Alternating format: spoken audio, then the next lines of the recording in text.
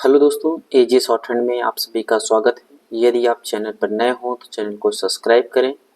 Dictation 5 second बाद होगा।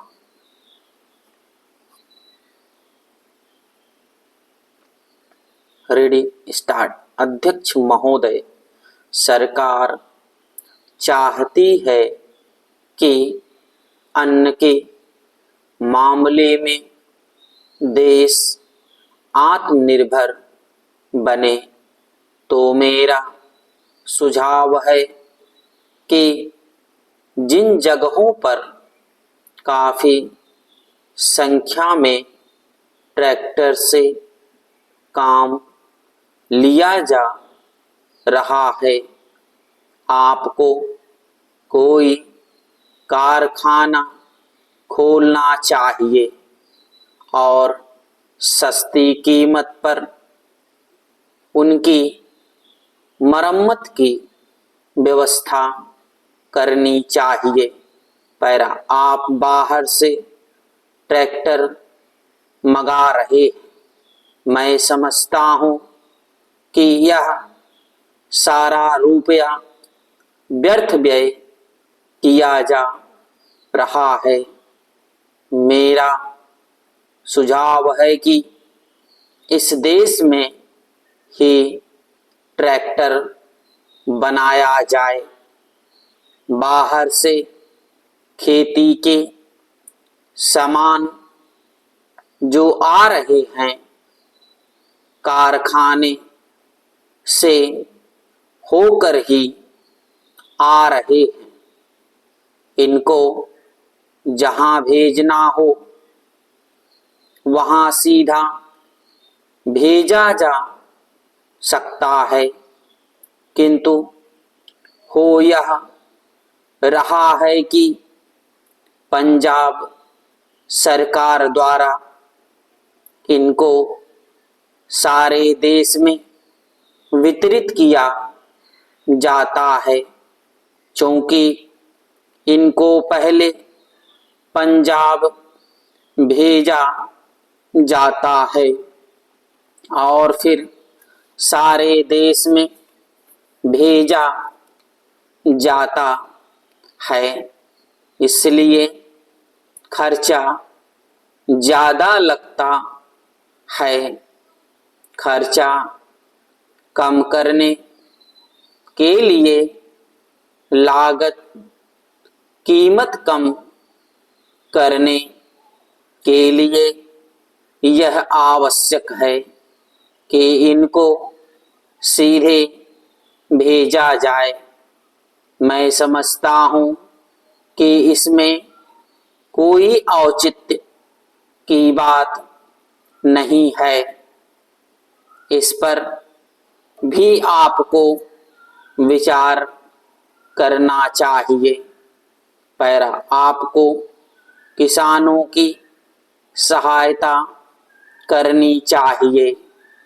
उनकी हिम्मत आप न तोड़ें।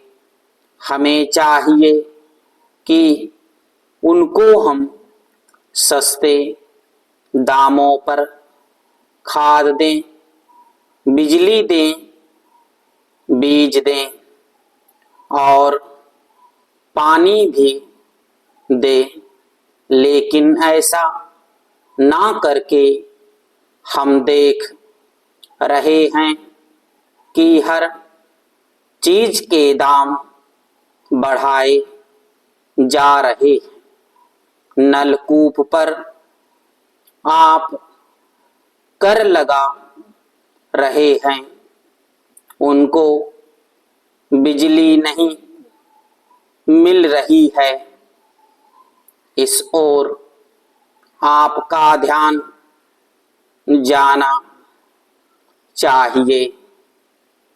वास्तव में आप कृषि की उन्नति चाहते हैं तो सिंचाई और बिजली का काफ़ी इंतजाम होना चाहिए। जब तक सिंचाई और बिजली का इंतजाम नहीं होगा तब तक खेती की उन्नति नहीं हो सकती। अब तक सिंचाई और बिजली तो एक मंत्री के हाथ में है, लेकिन कृषि दूसरे मंत्री के हाथ में है। ऐसा नहीं होना चाहिए। सिंचाई, बिजली और कृषि अगर किसी एक मंत्री के हाथ में हो तो खेती की उन्नति का काम सरलता से हो सकता है। मेरा निवेदन है कि इस ओर भी आपका ध्यान जाना चाहिए। समाजवादी समाज की रचना की बात बहुत कही जा रही है। गरीबी को दूर करके हम सबको बराबर लाना चाहते हैं, लेकिन देश में गरीबी आज भी बढ़ती जा रही है। मैं यह नहीं कहना चाहता हूँ कि हमारे देश में सरकार ने कुछ नहीं किया है। स्टॉप।